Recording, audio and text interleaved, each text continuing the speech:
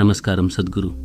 हमारे शास्त्रों में और मंदिरों की मूर्ति कला में भी कई तरह के जीव जैसे गणों और यक्षों को दर्शाया गया है। क्या ये वही जीव हैं जो मानसरोवर में आते हैं? सिर्फ दो संस्कृतियां हैं जिन्होंने इसका कुछ हद तक उल्लेख किया है। भारतीय संस्कृति में ये बड़े रूप में मौजूद हैं।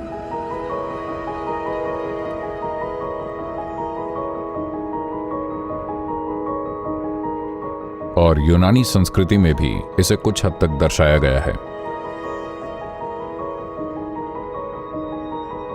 तो इनकी प्रकृति, जब हम कहते हैं कोई पर-आयामी जीव, तो सिर्फ इन्हीं दो संस्कृतियों ने इनके रूपों की स्पष्ट व्याख्या की है।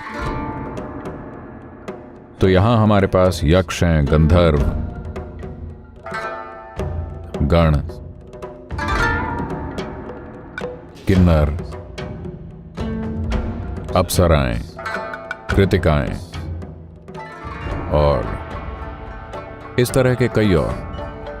मुझे लगता है हमने इन पर-आयामी प्राणियों को अच्छी तरह पहचान रखा है, कम से कम 11-12 तरह के।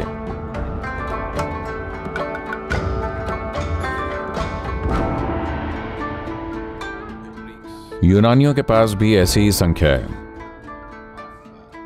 शायद अगर इतने नहीं भी तो कुछ कम होंगे, पर उन्होंने भी इनकी पहचान की है। मुझे लगता है कि एकमात्र जगह, मैं कभी वहां गया नहीं हूं, पर लोग मुझे बताते हैं कि इस तरह का सबसे अच्छा पुस्तकालय अड्यार, चेन्नई में है। थियोसॉफिकल सोसाइटी पुस्तकालय में एक विशाल संग्रह है तंत्र संबंधी किताबों का, जो इन सभी पहलुओं के बारे में है। इन पहलुओं की खोज आध्यात्मिक प्रक्रिया के मुकाबले तंत्र में ज्यादा होती है, क्योंकि वो हमेशा खोजते रहते हैं कि कैसे किसी ऐसे तत्व का इस्तेमाल किया जाए जिसके पास उनका काम करने के लिए जरूरी शक्ति, बुद्धि और पहुंच हो। वो हमेशा खोजते रहते हैं कि कैसे किसी चीज को गुलाम बनाकर उनके फायदे के लिए इस्तेमाल किया जाए। तो इन पहलुओं की खोज आध्यात्मिक प्रक्रिया के मुकाबले तंत्र में कहीं ज्यादा होती है। लेकिन आध्यात्मिक प्रक्रिया में मुझे लगता है गौतम बुद्ध ने खुद इन चीजों की काफी चर्चा की है कि कैसे उनकी साधना के दौरान उनका सामना तरह तरह के जीवों से हुआ, जो कि उनके साथ होता ही है जब कोई कुछ खास पहलुओं में प्रवेश करता है। खास तौर से जब हम एक और जगह पर काफी चीजें हुई हैं, पर खास तौर से जब हम ध्यान लिंग की प्राण प्रतिष्ठा की ओर बढ़ रहे थे, तो इस तरह के जीवों का वहां रोज आना होता था, हर तरह के। मैं उन्हें श्रेणियों में बांटकर उनको नाम नहीं दे सकता कि ये था, ये वो था, लेकिन वो साफ तौर पर अलग अलग थे। इतना तय है, इसमें दो राय नहीं है। एकदम साफ तौर से अलग। उनकी ऊर्जा, उनका रूप, उनका सब कुछ, ये सब वहां थे, पर मैंने ध्यान नहीं दिया। पर एक और जगह पर मैंने इनमें से कुछ पर ध्यान दिया है, लेकिन ये कई तरह से बेकार है, क्योंकि इनमें से कोई भी, कम से कम जो मुझे मिले, कोई भी मेरे लिए कोई आध्यात्मिक महत्व नहीं रखता। तो अगर मैंने उन पर थोड़ा ध्यान दिया भी, तो जैसे ही मुझे ये आभास हुआ कि यहां कुछ नहीं है, तो मैंने उन चीजों से अपना ध्यान हटा लिया, क्योंकि इनका कभी भी कोई आध्यात्मिक महत्व नहीं था। उनका सिर्फ अस्तित्व में महत्व है। अगर आप अस्तित्व को खोजना चाहते हैं तो हां, लेकिन अगर आप इसे जानना चाहते हैं तो वो किसी काम के नहीं है, क्योंकि वो बस एक दूसरे रूप में है और आपके जितने ही अनजान हैं। शायद कुछ अलग तरह की क्षमताओं वाले, जो आपको अविश्वसनीय लगेंगी, पर मुझे यकीन है कि आपकी क्षमताएं उनको अचंभित करती होंगी। नहीं तो वो नहीं आते, है ना? जैसे वो आपको असाधारण लगते हैं, आप भी उन्हें असाधारण लगते होंगे, इसीलिए तो वो आते हैं। इन दिनों मुझे इतना आराम नहीं है, पर उस समय घर के चारों ओर कोई दीवार नहीं थी और सुबह हर दिन लगभग 5:45-6 बजे जब सूरज उगता है, मैं रोज आकर बाहर कॉरिडोर में बैठता था। और मंदिर अभी तक बना नहीं है। मैं मंदिर को बस अपने मन में बना रहा हूं। हर रोज वहां बैठकर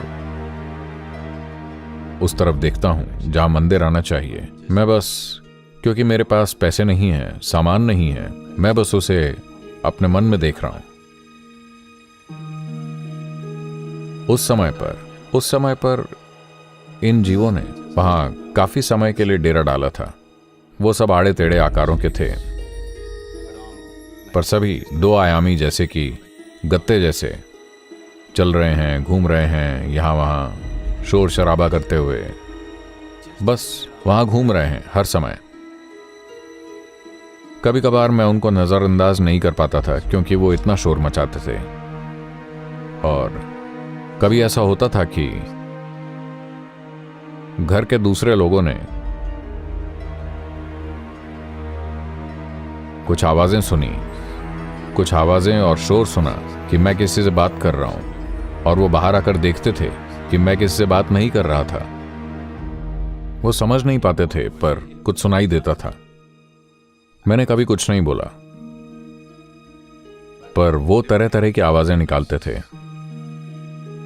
हमें समझना होगा कि आवाज मतलब जिस तरह की आवाज हम निकालते हैं वो सिर्फ हम निकाल सकते हैं। जब मैं कहता हूं वैसी आवाज, पक्षी एक अलग तरह की आवाज निकालते हैं, पर हम दोनों फ्रीक्वेंसी के संदर्भ में एक सी आवाज निकाल रहे हैं, लगभग एक सी। इसलिए हम एक दूसरे को सुन सकते हैं। यहां कुछ और तरह के जीव हैं जो एक अलग तरह की आवाज निकालते हैं जिन्हें आप नहीं सुन सकते। तो आमतौर पर ऐसे जीव अलग तरह की आवाज निकालते हैं जिसे आप नहीं सुन सकते, पर ये ऐसी आवाज निकालते थे, हमारे तरह की आवाज, यानी कि लगभग उस फ्रीक्वेंसी रेंज में जिसमें हम बात कर सकते हैं। या तो वो विशेष रूप से मेरे लिए ये आवाज निकाल रहे थे, या फिर वो भी ध्वनि उच्चारण की उसी श्रेणी के हैं जिसके हम हैं। मैं इन सब चीजों में नहीं गया क्योंकि मेरा समय निकला जा रहा था। मेरी रेत फिसल रही थी, इसलिए मैं ईंट जमा रहा था। मैं वहां बैठकर ईंट जमा रहा था क्योंकि मेरा आधार तेजी से खिसकता जा रहा था।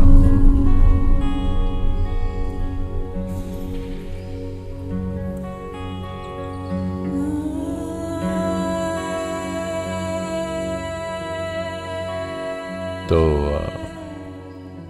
अगर उनके ध्वनि उच्चारण की फ्रीक्वेंसी हमारे जैसी है, तो यह भी संभव है कि उनके विचार भी लगभग हमारे विचारों की फ्रीक्वेंसी के हों। उनका शरीर भी लगभग इसी पदार्थ का हो, शायद बिल्कुल एक जैसा नहीं, पर मिलता जुलता हो। नहीं तो आपकी आंखें उन्हें इतनी आसानी से नहीं देख सकती। वैसे अगर आप एक खास स्थिति में हैं तो इन दूसरी चीजों को भी देख सकते हैं, पर इतनी आसानी से नहीं जैसे कि आप हर दिन किसी और चीज को देखते हैं। तो क्या ये यक्ष या गंधर्व या गण हैं? मुझे नहीं लगता, क्योंकि वो उनमें से किसी भी विवरण में फिट नहीं बैठते जो हमारी परंपरा में बताए गए हैं। गंधर्वों को सबसे सुंदर इंसानी रूपों की तरह बताया गया है।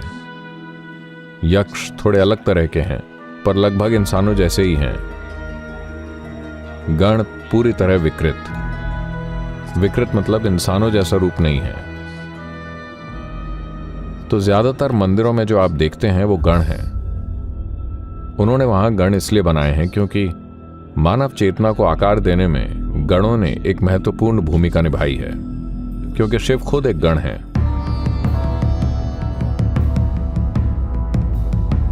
और क्योंकि वो एक गण है तो उनके आसपास भी गण मौजूद रहे। ये शिव के लोग हैं, पर शिव ने एक रूप धारण किया। उन्होंने एक मनुष्य का रूप धारण किया ताकि वो मनुष्यों के साथ प्रभावशाली हो सके, पर उनके दोस्त अपने पुराने ही रूपों में रहे। शिव का रूप काफी शक्तिशाली था, प्रभावशाली था। बिना सबको बदले ही उन्होंने अपना काम मैनेज कर लिया। तो गणों के रूप हर जगह मौजूद हैं। क्योंकि हम मनुष्य हैं तो हमने उन्हें थोड़ा अपने जैसा बनाने की कोशिश की, थोड़ा ही विकृत, क्योंकि हम कोई ऐसी चीज नहीं सोच सकते जो बिल्कुल हमारे जैसी ना हो। देखिए, अभी भैरवी मंदिर के सामने 2 गण इस तरह बैठे हैं। शायद वो उस तरह ना दिखते हों, पर एक इंसान का मन ऐसा होता है कि एक प्राणी मतलब कम से कम उसका सिर तो होना चाहिए। और ऐसा नहीं कि बस उतना ही और वो एक बॉल जैसा दिखता हो, इसलिए 2 हाथ भी होने चाहिए उसको एक प्राणी की तरह दिखने के लिए। हमारी मानसिकता में अगर किसी को एक प्राणी की तरह दिखना है तो उसके हाथ, पैर और सब कुछ होना चाहिए, है ना? शायद उनके पास इनमें से कुछ भी नहीं था। शायद जो मैंने देखा वो असली गण थे। क्यों उनका ऐसा कोई रूप नहीं था जैसा हम सोचते हैं। पर जैसे जैसे समय बीता, कलाकारों ने, एक कलाकार कैसे ऐसा बनाकर बोल सकता है कि ये एक प्राणी है? अगर मैं आपको एक आड़े टेढ़े आकार का कागज दिखाकर बोलूं ये एक प्राणी है, तो आप उसे नहीं मानेंगे, है ना? कम से कम उसे थोड़ा तो इंसान जैसा काटना होगा ये बोलने के लिए कि ये एक प्राणी है। कुछ तो ऐसा, आप साफ साफ ऐसे बने हुए हैं, हम उसको थोड़ा ऐसा बना दें और बोलें ये एक प्राणी है, तो आप बोलेंगे चलो ठीक है। कम से कम एक सिर, शरीर, कुछ हाथ पैर, कुछ तो चाहिए, है ना? ताकि इंसान का मन उसे समझ सके। तो जैसे जैसे समय बीता, शायद ऐसा हुआ होगा, कलाकार उन रूपों को बदलते चले गए होंगे।